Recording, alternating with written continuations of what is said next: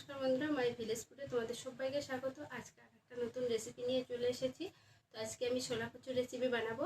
তো তোমরা সবাই সঙ্গে থাকো, আশা করি তোমাদের রেসিপিটা ভালো লাগবে। তো প্রথমে আমি ছোলা কচুগুলোকে কেটে নেব।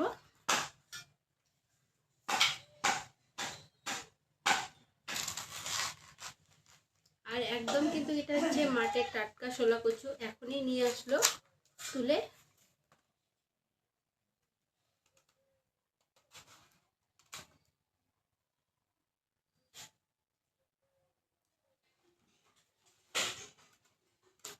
আমি এইভাবে পিস করে নেব ছোলা কচুটাকে, আর ভালো করে ছুলে নেব।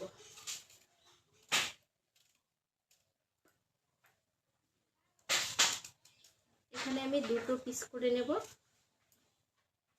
পুরো পিসগুলোকে আমি বটির সাহায্যে কেটে নেব ভালো করে।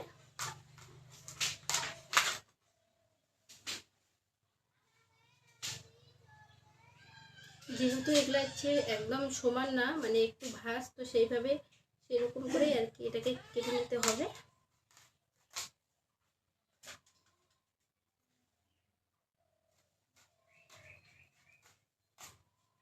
আর বটি দিয়ে কিন্তু মানে পিস করতে খুব ভালো হয়।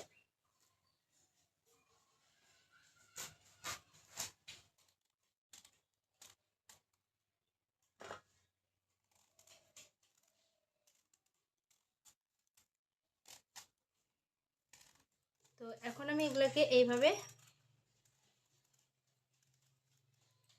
ভালো করে এক এক করে কেটে নেব।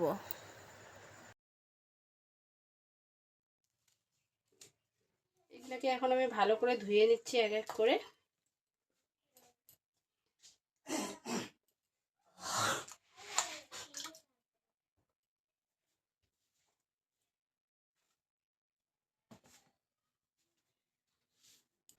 তো যেহেতু আজকের রেসিপিটা আমি আতপ চাল দিয়ে করব, তো সেই কারণে কিন্তু দেখো আমি আতপ চাল আগেই 2 ঘন্টা আগে ভিজিয়ে রেখেছি। তো সেই আতপ চালগুলোকে এখন ভালো করে শিলবাটাতে বেটে নেব, কারণ বেসন বাড়িতে ছিল না। তো সেই কারণে ভাবলাম যে আমি আতপ চাল দিয়েই আজকে রেসিপিটা করি। আর তোমরা তো টাইটেল আর থাম্বনেল দেখে বুঝে গেছো যে আজকের রেসিপিটা কী হতে চলেছে।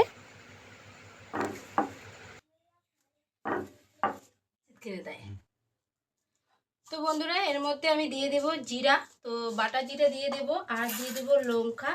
আমি পেঁয়াজটাকেও বেটে নেব, তো তারপরে আমি পেঁয়াজটা বেটে নেব, আগে লঙ্কা আর জিরাটাকে ভালো করে বেটে নেব।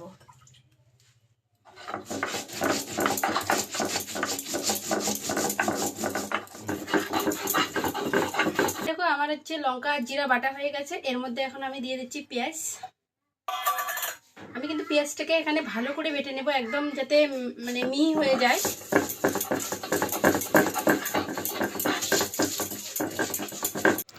সব মশলা একসাথে বেটে নিলাম, নিয়ে এখন আমি আতপ চালের গুঁড়োগুলোতে দিয়ে দেব, আর সবগুলোকে একসাথে আমি তুলে নেব। তো বন্ধুরা, বাটা মশলা দিলে কিন্তু যে কোনো সবজি খুব টেস্টি হয়, এটা সবাই বলে, আমার কথা না। তো দেখো এখানে আমি দিয়ে দিচ্ছি এখন। তো এখন এর মধ্যে সামান্য পরিমাণে হলুদ গুঁড়ো দিয়ে দিচ্ছি, পরিমাণ মতো আর কি। আর দিয়ে দেব লবণ। তো এখন সবগুলোকে ভালো করে একসাথে মেখে নেব। আর বেশি কিন্তু এটাকে মানে ঢিলা করা যাবে না, একটু গাঢ় করতে হবে।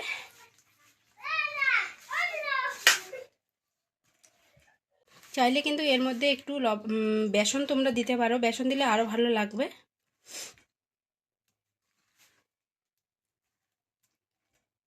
তো চলো, মাখা হয়ে গেছে। তো এখন এই যে একটা একটা করে আমি এভাবে ভালো করে দিয়ে নেব। এই যে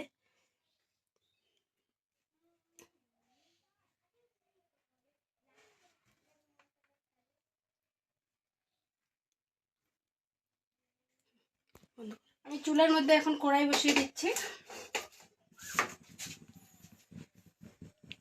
দিয়ে দেব সাদা তেল। তেলটা ততক্ষণে গরম হোক, তেলটা একটু ভালো করে গরম করে নিতে হবে।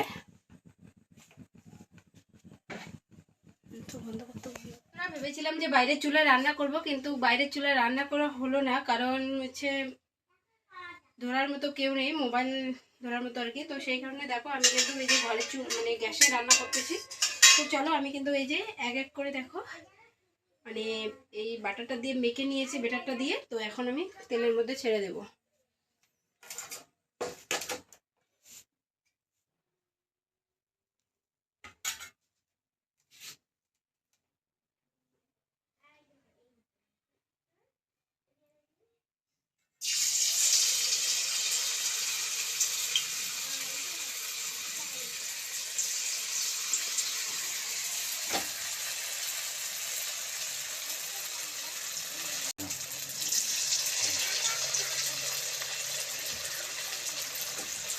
বন্ধুরা এটাকে কিন্তু মিডিয়াম টু লো হিটে ভাজতে হবে, কারণ যদি হাই হিটে ভাজা যায় তাহলে কিন্তু হয়তো পুড়ে যেতে পারে, আর ভিতরটা হবে না, উপরটা পুড়ে যাবে। তো সেই কারণে কিন্তু এটাকে মিডিয়াম টু লোয়ে ভাজতে হবে।